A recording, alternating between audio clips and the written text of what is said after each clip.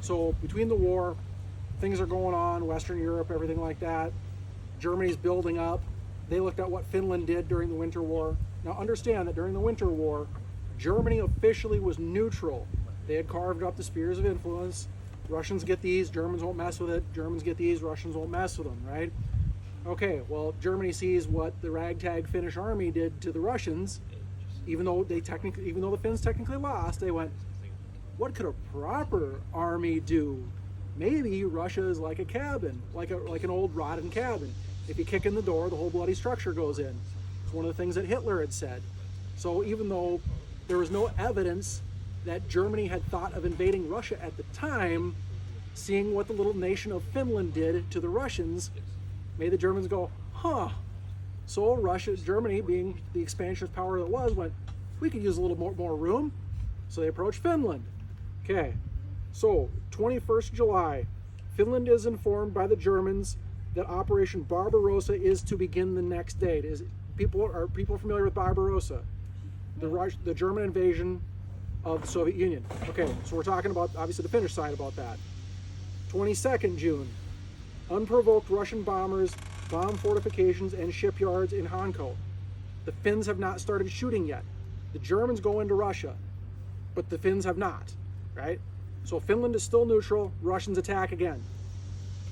Okay, 25th of July, Russian bombers bomb civilian infrastructure in Finnish territory. The same day, the Finnish Prime Minister Rangel informs Finnish Parliament that the Finns' neutrality has been violated and that Finland is now in a state of war.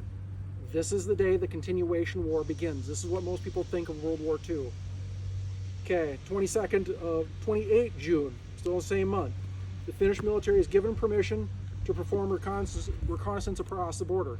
This is the Finnish general saying, okay, we can cross the border and see what the Russians are doing on their side of the fence. Okay, now we're into July. 4th of July, the Finnish 14th Division is ordered to cross the border. This is the one that the year before was still Finnish territory, right? So they're crossing the negotiated border back into their old lands that they had to evacuate all their people from.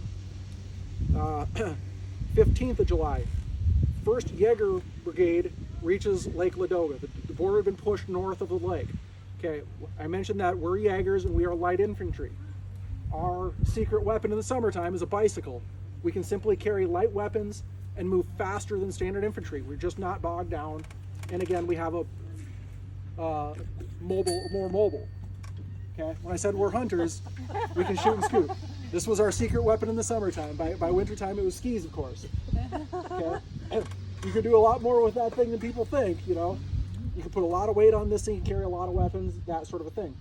But we could get around behind the guys. We could get around behind the enemy. We could help reinforce wherever was needed to go. That's what made the Jägers what they were. Again, they were not special forces. No such thing as special forces at that time in Finland. All right.